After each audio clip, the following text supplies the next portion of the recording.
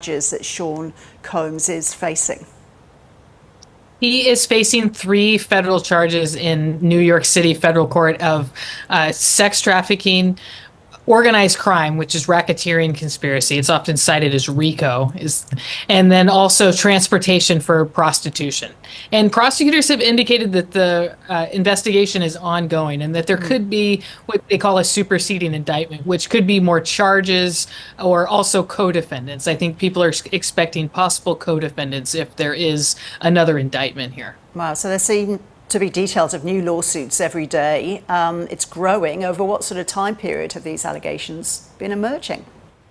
There are allegations dating back to the 90s in the lawsuit. The criminal case focuses on a more recent period, but this really covers the whole span of his career, especially the civil allegations that are really starting to mount against him. But the criminal case is a little more confined to a specific time period, but we also could see that expand potentially if there's more charges or different charges when they're filed.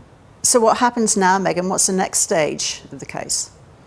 Right now, he is still trying to get out of jail. He's been in custody without bail, and 2 judges rejected that. But he does have the option of going to an appellate court, and his attorneys are preparing to do that. They have their briefs, and the court actually said today in the United States that they're going to hear this on November 4th. So that's a big preparation for him. And then on the criminal case in the trial court arena, his lawyers have filed something asking the judge to order the prosecutors to identify any other victims in the indictment who aren't victim 1, which a lot of people have been able to tell that that's Cassie Ventura, who's actually seen on the screen as his former girlfriend who brought the charges against him, or who brought the lawsuit against him that started this and is the victim in the charges. But his lawyers want the judge to order the prosecutors to identify any other victims because they say they need to prepare a defense here. Okay. And what happens if ultimately he's found guilty?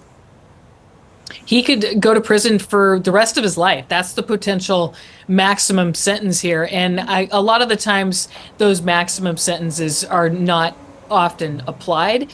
But I think in a case like this, he is looking at potentially decades in prison if he's convicted. All right. And how's this case going down there in the States?